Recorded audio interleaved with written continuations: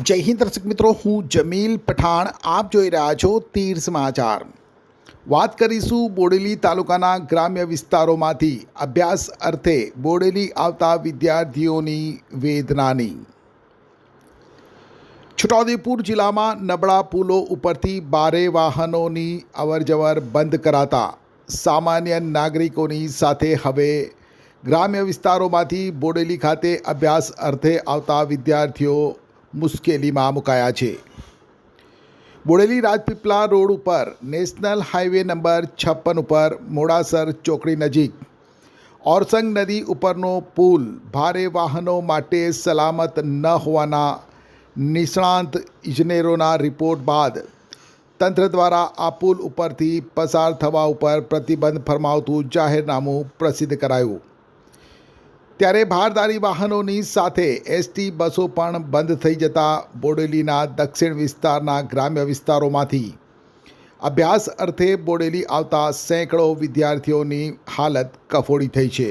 પ્રતિદિન વિદ્યાર્થીઓને 6 કિલોમીટર ચાલીને પુલની પાર જવું પડી રહ્યું છે. જોકે એસટી તંત્ર અને વહીવટી તંત્રની ઘોર બેદરકારીને લઈ પુલની પાર સામીધેડથી પણ બસોની કોઈ જ વૈકલ્પિક વ્યવસ્થા ન હોવાથી વિદ્યાર્થીઓને કલાકો સુધી ખાનગી વાહનોની રાહ જોવી પડી રહી છે અને ઘેટા બકરાની જેમ ખાનગી વાહનોમાં ખીચોખીચ સ્થિતિમાં ખાનગી વાહનોમાં બેસીને તેઓ જવા માટે મજબૂર બન્યા છે.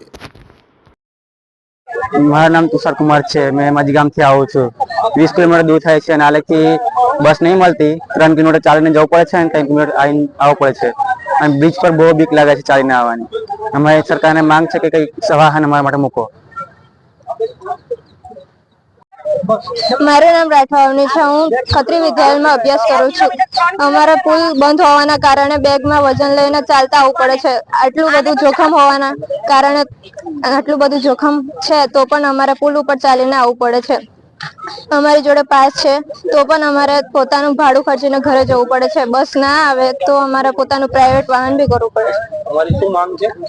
અમારી સરકારને એવી માંગ છે કે અમારા માટે બસો મૂકે અને અમારા સ્કૂલથી ઘરે સુધીની બસો મૂકે. 4 કિલોમીટર.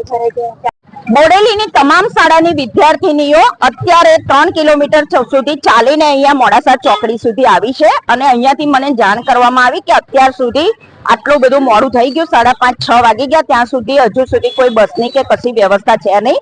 એટલે હું તાત્કાલિક અહીંયા આગળ આવીને વિદ્યાર્થીઓને પૂછ્યું તો એમને એવું કીધું કે અમારી પાસે ગવર્મેન્ટ પાસ છે તો પણ અહીંયા આગળ 3 કિલોમીટર અમે ચાલીને સવારે બસ જઈએ છીએ સ્કૂલમાં અને રિટર્ન બી આવીએ છીએ ત્યારે ચાલીને આવીએ છીએ. તો મારું એ બાબતે 5:30-6 વાગી જાય છે ત્યાં સુધી કોઈ ગવર્મેન્ટ બસ કે કોઈ સુવિધા તંત્રએ અહીંયા આગળ રાખી નથી.